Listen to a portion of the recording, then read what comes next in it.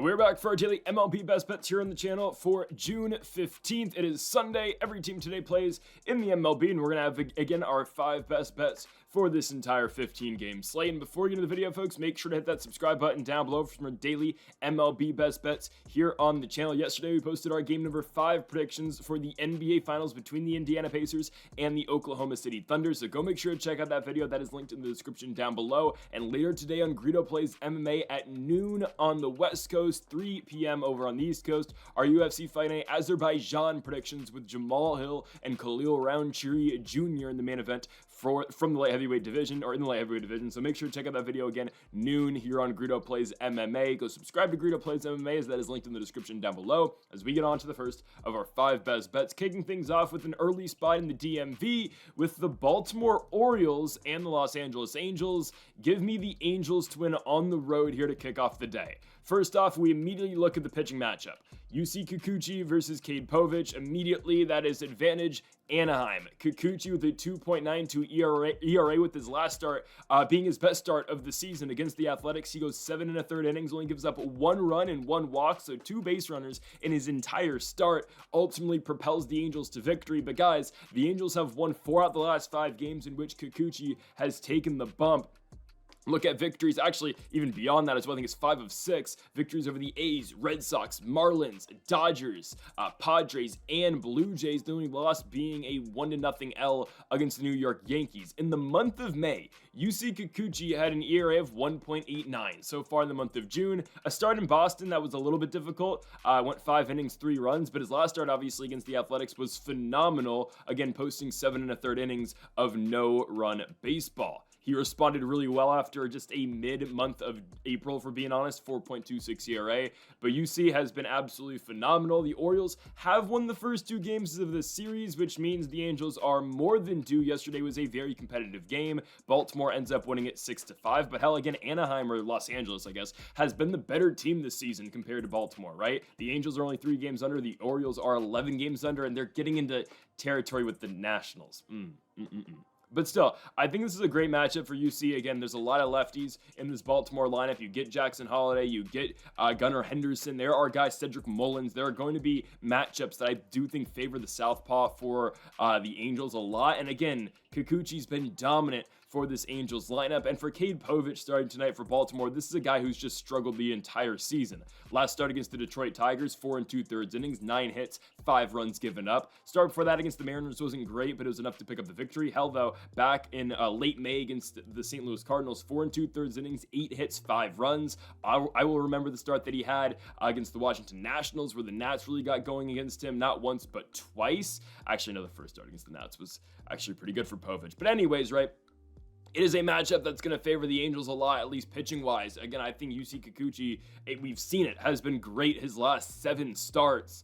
And for Cade Povich, this is a guy who's going to go through a lot of up and downs. Hell, Povich's ERA this season is 5.46 record-wise. Again, pitching records don't always mean that much, but he's 1-5 this year. And again, the Angels have won 5 out their last 6 out their last 7 games, with UC on the bump, the only one being a 1-0 loss against the Yankees. And we know how hard that can be sometimes, right? So I really favor the Angels here in this spot. I look at the Angels lineup, obviously. They get Mike Trout back. Trout slowly but surely is finding his footing. Yesterday, a home run against Baltimore. Trout's now got the average up to 226. Yesterday, again, 1 for 3 with that home run. Zach Neto is one of the most underappreciated players in all of baseball, and I think I know why he's an underappreciated player. It's just because, and I hate to say this about Zach Neto, but Jacob Wilson plays in the same division, and he kind of just does everything Neto does, but better. I think Neto's better defensively, but yeah, Jacob Wilson's just kind of a better version of Neto. Obviously, Taylor Ward's going to bring the power, obviously, in the lineup, along with guys like Joe Adell, who has sneaky, well, I wouldn't even call it sneaky pop. Like, Joe Adell has been playing all right this year. You got Jorge Soler, obviously, in the lineup. They added Lamont Wade Jr., which I really just don't know what that does for the Angels. Nolan Shawnow, obviously, in the 2 spot as well. Where it does get tricky with the Angels, I understand, again, is going to be with their bullpen. They have one of the worst bullpens in all of Major League Baseball. It's them, it's the Marlins, it's the Rockies, and the Washington Nationals. But something to note, again, if this game does get late into it, Felix Bautista has pitched in back-to-back spots against the Angels, obviously getting both of the saves on Friday and Saturday, so likely no King Felix in this game today. Again, pitching matchup favors the Angels. It's like, all right, the Angels have got to win one eventually, and I think it's going to be this one. So far this season, yes, they have been a better baseball team than the Baltimore Orioles, so I think they're going to get it. If they're going to get a game, it's going to be today, and I absolutely love the value on the Angels today as well. They are plus 110 here on the road in Camden Yards. I'm taking the Los Angeles Angels of Anaheim and UC Kikuchi to go on the road and pick up the victory again at plus money. Let's go on to our second best bet of the video. It is our Washington Nationals best bet of the day, and we are going Mackenzie Gore over on strikeouts. The line is 7.5. I'm taking him on the over for this game. I know, again, that's a pretty big line to bet for Gore, especially because he hasn't gone over this mark in his last 2 starts, only notching 6 strikeouts against the New York Mets and 7 strikeouts against the Chicago Cubs. But I want to take you back to his first start of the year against the Miami Marlins. In that start, he was pretty damn good, 6 innings, only 7 Ks, but, you know, it felt like, again, Gore could do more. Actually, I wouldn't even call it a good start. He was, you know, he did enough. The Marlins did rough up Gore a little bit. It's probably his second worst start all year, which actually says something considering, you know, how, you know, if that's his second worst start of the season or even his worst start of the year, Mackenzie Gore has been that good, 2.8 ERA this year. Again, I've said it all the time, like the Nationals, we have James Wood who's going to get MVP votes. We have Mackenzie Gore who's going to get Cy Young votes, and yet we're a team that's 10 games under 500 now. But again, Gore is due for a big start, and I think this is a game where the Nationals really need this guy. And we'll get into Davey Martinez's comments that made national media headlines yesterday. But the Nats are on a huge losing streak. They have now lost 7 games in a row. You are on the verge of getting swept by these lowly Miami Marlins. The team is absolutely atrocious. And guys, yes, I am going to stay away from Washington Nationals money line for the foreseeable future, unless they're anywhere near plus money against the Rockies, which if they are, then we will 100% take that. But I still, yeah, we're staying away from Nats money line, guys. This team's going to lose 100 games this year. I'm so serious. They're losing 100 games. That would mean actually they'd only win 32 more games the rest of the way. I don't know. This team's just awful right now. It's sad. It's really sad. But if there is a guy that's great, it's Mackenzie Gore. Now, the Nats don't usually win starts with Mackenzie Gore on the mound, which doesn't make sense. Again, he leads MLB. He leads all Major League Baseball in strikeouts. He's got a 2.8 ERA. The WHIP is at 1.1, but yet again, he doesn't have a positive record this season. It just doesn't make sense. But Gore's due for a really good start, or due for a really big strikeout start. Again, in that start against the Marlins, he didn't even pitch well, and he had 7 Ks, right? I'd expect Gore to get deep into this game. I'd expect Mackenzie to pitch 7, potentially 8 innings. Again, the Nats just need to win 1. You know, it's like we talked about the Angels. Like, got to get your backs off the wall. You're not going to lose every game, right? And the Nats are due for a victory. I'm not even playing Nats money line today because there's no value. Guys, the Nationals should not be minus 180 against anybody right now. It's ridiculous. I get it, Gore's on the mound, but I have a weird feeling Yuri Perez is going to go 7 innings today and not allow a single run. I have a weird feeling that's going to happen. I understand, again, he didn't go deep in the Pittsburgh start, but that was his first start coming back from injury in over a year. I don't know. I have a weird feeling that Yuri Perez is going to dominate the Nats today. Now, Davey Martinez yesterday, you just can't say this. I mean, way to just completely throw your entire team under the bus. Davey Martinez says it's never on coaching. This is in response, by the way, to some horrible judgment, some horrible calls made by our third base coach, Ricky Gutierrez. I'll get to that in a second. But Davey says it's never on coaching, throwing his entire team under the bus. Davey says it's never on coaching. Coaches work their asses off every single day. We're not going to point the finger out here and say it's on the coaches. Sometime you just got to put the onus on the players. Okay. So you're telling me, and this is basically what Davey Martinez is trying to tell us, that late in the game yesterday, Nats down by 1 run, Ahmed Rosario hits a fly ball in the left field. By the way, the throw by Cade Stowers wasn't anywhere near home plate. And you pinch run your fastest guy, Jacob Young, to third, and you don't send him. So you're telling me, what, did Jacob Young just decide not to run? I don't think so, because if you remember, just a couple days ago in Queens, we had the same exact scenario, ground ball hit by Jose Tena to second, and we don't run with Jacob Young on third base. So you're just trying to tell me Jacob Young's deciding not to run? Because if that's the case, why is he still in the Major League roster if he's going against what the third base coach, Ricky Gutierrez, is saying? So, no, that is not a thing on Jacob Young, who I understand has had a bad season this season, but that's not Jacob Young's fault. That's the third base coach's fault. That's Ricky Gutierrez, okay? And don't get me started. Hell, Jacob Young should have been pinch running for Luis Garcia earlier in the bottom of the ninth yesterday. Keibert Ruiz comes up with 1 out. I know that, yikes, he was our pinch hitter. But Keibert Ruiz comes up with 1 out, and you have runners on second and third. Luis Garcia is the runner on third base. Ruiz hits a soft ground ball to first base, and Garcia doesn't go home. Well, if Jacob Young's there, he probably scores. And the Nats realize, oh crap, we have Jacob Young. Okay, we're going to go pinch run him on third base. The Ruiz at-bat was with 0 outs, not 1. But still, it's like, that's on the coaching. That is not on the players. I get it. The Nats have not been playing good baseball this season. And yes, they probably should have won that game. And is it entirely on the coaching? No. Again, we should have scored. Oh, maybe it is, honestly. Keibert Ruiz probably should have gotten a base knock. It's fine, though. It's inexcusable what's going on. And again, I am not a Davey Martinez hater. I actually really like Davey. I think it's going to be a sad day when Davey Martinez is fired from this team. I honestly believe so. I think it's going to be a sad day. But you've had a losing team for the last 5 seasons. You've been over 500 in like 2 days since 2019. Something's got to change. I just want to quickly give credit to Spencer Nussbaum for actually asking the question to Davey Martinez, because Nats reporters never ask Davey hard questions. So thank you, Spencer, for that. Something needs to change, and it's unacceptable that our manager is throwing the entire team under the bus. Again, I think the point I make about Jacob Young is perfectly right. Again, if Davey, all right, you're going to say it's on the players?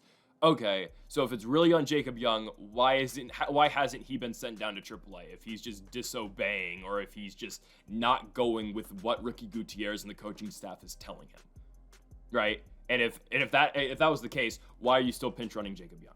Okay, that's on the coaches. That's not on the players. Yes, the players need to play better, but the coaches need to do their damn job as well, and they haven't been doing it for the last 5 seasons, and that's why we're in a never-ending rebuild. It's ridiculous. It's disgusting. I don't know if the Nats win today. I hope they do, but I think Mackenzie Gore, if there's ever a guy I know who's going to show up for the Nats, it's going to be Mackenzie. Over 7.5 Ks, let's get it done, and let's hope the Nats can get back to 9 games under 500. Great. Let's go on now to our Nerfy of the day. Hey, we hit the Nerfy yesterday. We're going to a matchup here up in Philadelphia at Citizens Bank Park, as we have the Philadelphia Phillies taking on the Toronto Blue Jays. Pitching matchup should kind of be self-explanatory to the pick. Jose Barrios, Zach Wheeler.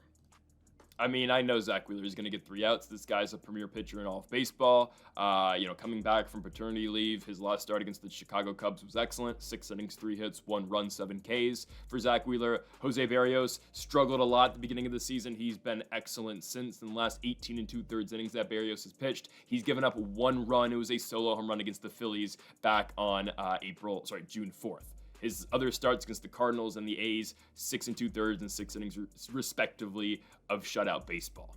Barrios has been really good. Zach Wheeler, we know how good he is. Now, the first 2 games played here at the bank between the Jays and the Phillies were actually both won by Philadelphia, as the Phillies are getting back on track. Yesterday, 3-2 victory for the Phillies. For reference, the Nerfy did hit yesterday in that game with Bowden Francis and Christopher Sanchez pitching.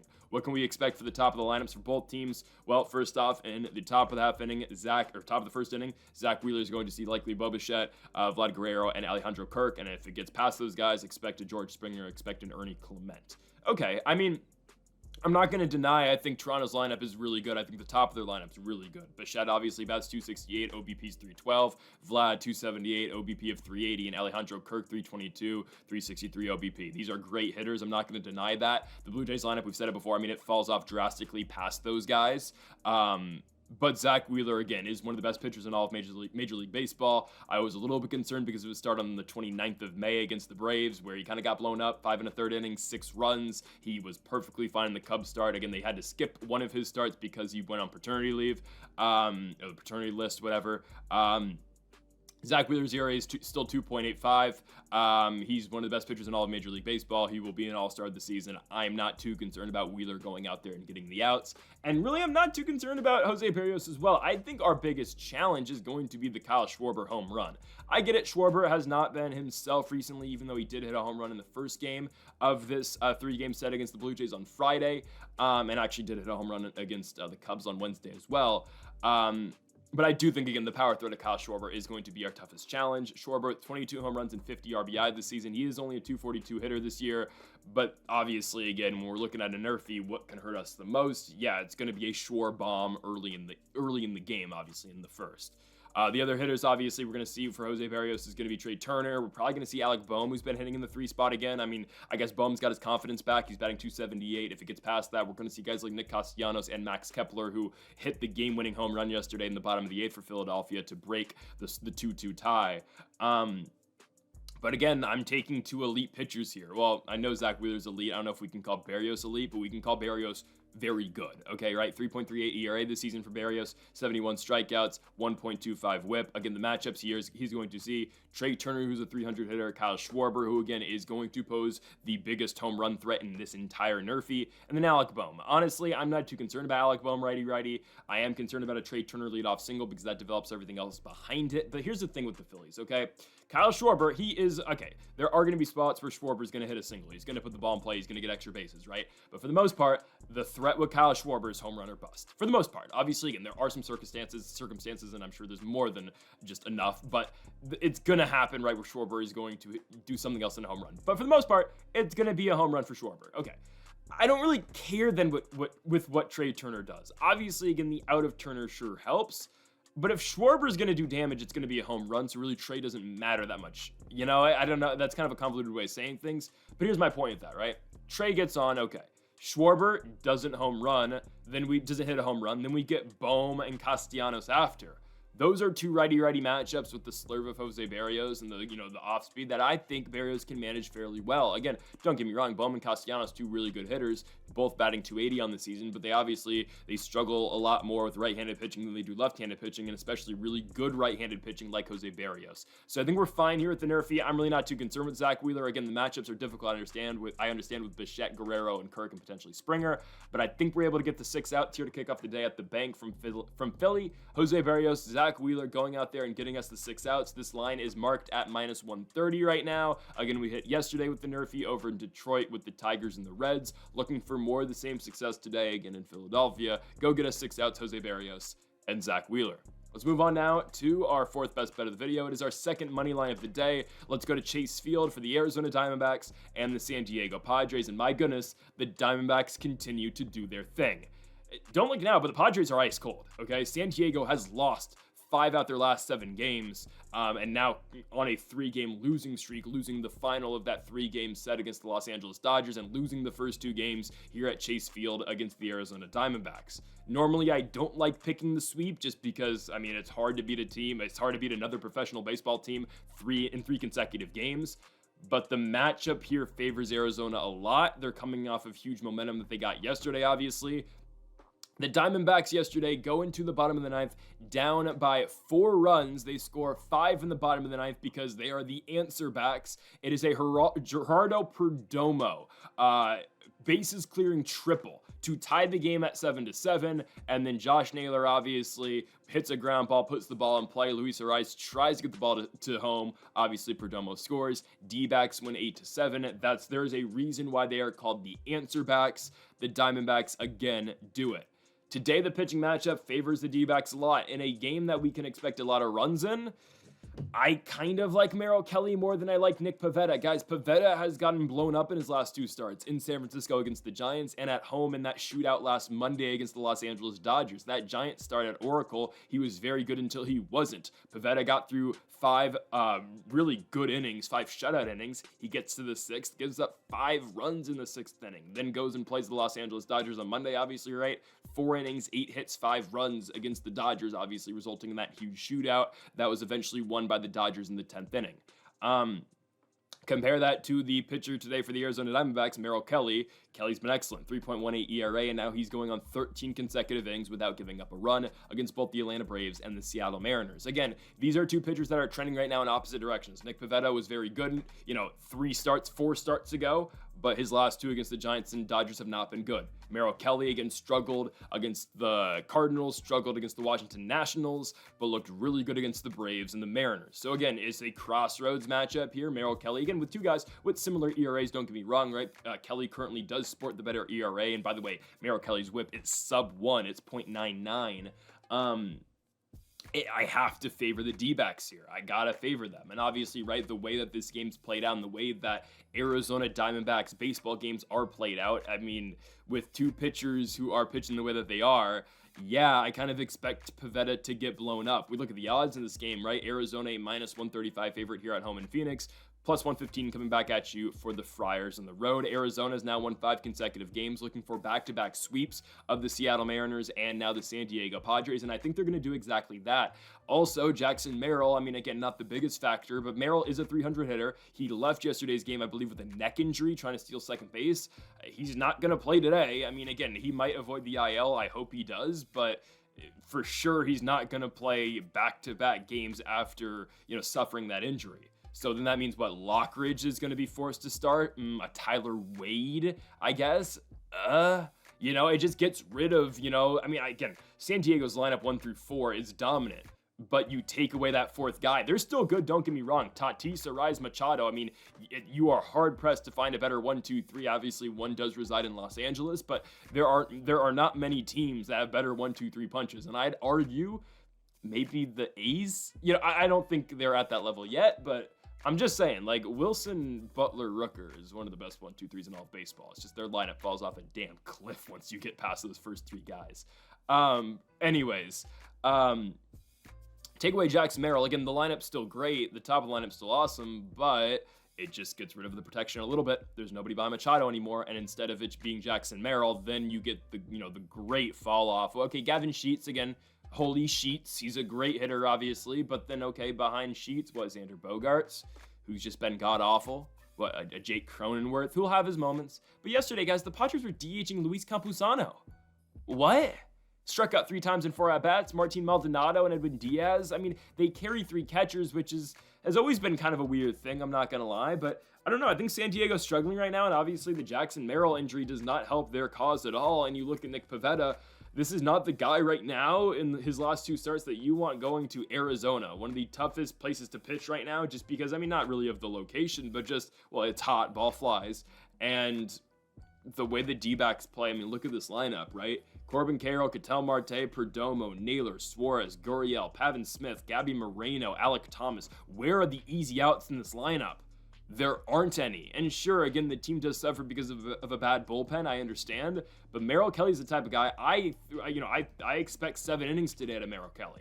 2 starts going against the Braves, 7 innings of 1-hit baseball, right? If we can get 7 innings out of Merrill Kelly, I get it. Again, that bullpen is just bad throughout. But still, you give us 7 good innings here out of Merrill Kelly and 1-run baseball at the Padres. The D-backs will score off Pivetta, and it should be enough to keep them in this game and win them this game. So I'm going with Merrill Kelly and the answer backs to win at home. Give me the Snakes at minus 135 in Phoenix against the San Diego Padres. Let's go on to our final best bet of the video, and we go to the Pacific Northwest, to T-Mobile Field, T-Mobile Park. For our best player prop of the day, it is J-Ram. Jose Ramirez plus 100 on over 1.5 total bases. I'm going to side with the best player, obviously, on the Cleveland Guardians, and one of the most underappreciated players in all of the game. Again, it is J-Ram.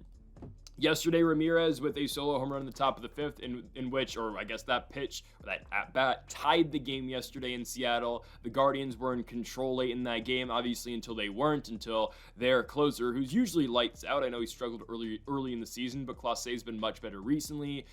Until yesterday, Clase gives up a handful of runs in the bottom of the 9th to ultimately win the game for the Seattle Mariners. It was a Jorge Polanco walk-off single before a wild pitch that won the game 4-3 for the Mariners at home. So the Guardians are looking to bounce back. We don't really care about the result of this game. If it matters to you, I do actually think the Mariners are going to lose this game. I know Emerson Hancock's been better recently. I still think the Guards win this one. But anyways, especially because Seattle's won the first 2. Again, it's hard to sweep a team in baseball. Especially, it's hard to sweep a team that I think is better than the Mariners, personally. I know they have the same record. I think Cleveland's slightly better. But I digress.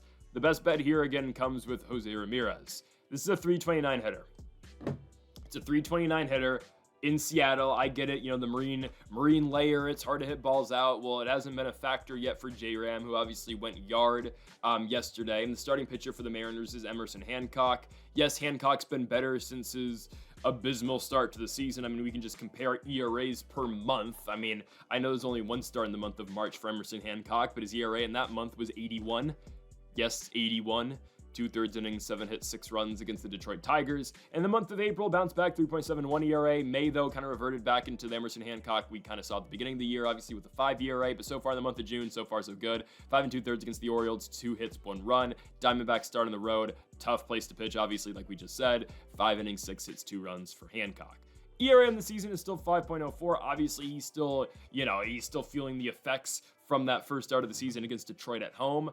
But it's a matchup I like with J-Ram, obviously. There's really not many matchups I don't like with Jose Ramirez. He is one of the best hitters in all of baseball. Ramirez, and again, he's so underappreciated. I know, right, Aaron Judge is by far the favorite to win the MVP, but, I mean, is J-Ram even in the top 5 of MVP voting right now, or at least in the odds? Because he should be. I mean, just listen to the stat line J-Ram's got this year. I get it, the home runs aren't, where the elite guys are, but J-Ram's batting .329, 13 home runs, 34 RBI, and this is just what this guy does. Every single season, Ramirez is pumping out efficient seasons, and so far, again, I don't know if he's going to finish the batting the year .329, likely not, but J-Ram's posting his best average season of his entire career right now. Again, I'm just going to check the MVP right now. Yeah, J-Ram's 4th behind Aaron Judge, who's a minus 20,000 favorite. Yeah, he's going to win it. Cal Raleigh plus 2,200, Bobby Witt plus 3,000, and then J-Ram at plus 9,000. Gunnar is 5th? Really? Anyways, that's something. How is Mackenzie Gore not top 5 NL Cy Young? Anyways, it's crazy to me because the way he's into the baseball, J-Ram, again, is one of the hardest guys to pitch in all of the league. Yesterday, right, 2 hits, a single, and a home run. That's 5 total bags. I know in the first game against Seattle, he didn't have a hit. He went 0 for 3. But you date back to that series against the Cincinnati Reds, hits in every single game of that Reds series. The final game on Wednesday, J-Ram with the double, which takes us over the line as well. Again, it's hard, and, we trust the superstars, and it's interesting because if we get, a line like this, plus 100 for a guy that bats .329, that is the 4th best average in all of baseball. We are going to take it against a pitcher that, again, he's been better recently. I still like the matchup, though, for Ramirez. It's a pitcher in Emerson Hancock, who's his 2nd season in the bigs. I think Ramirez should be able to take advantage. I mean, there are 3 hitters in all of baseball right now who have a better average than Jose Ramirez: Aaron Judge, Jacob Wilson, and Freddie Freeman. It's elite company. And it is kind of crazy Jacob Wilson's in that talk already. Again, the guy's a phenomenal baseball player. He is a surefire all-star this season. But anyways, I am taking Jose Ramirez over 1.5 total bases here on the road in the Pacific Northwest against the Seattle Mariners. I think it's a very winnable game for the Guards, don't get me wrong, but I think the best play today, again, in this matchup is going to be Ramirez over 1.5 total bags. Yesterday with 5 home run single, I think we get likely 2 singles in this one. Again, any way works for us, but I think the most likely way today for us is just 2 hits for J-Ram. I think he'll go over this line. So folks, thank y'all for watching our MLB Best Bets here for June 15th. If you haven't yet, though, make sure to hit that subscribe button down below for more. Make sure to leave a like if you did enjoy the video. Make sure to comment if you do disagree with any of the picks. Folks, thank y'all for watching, and Mamba forever.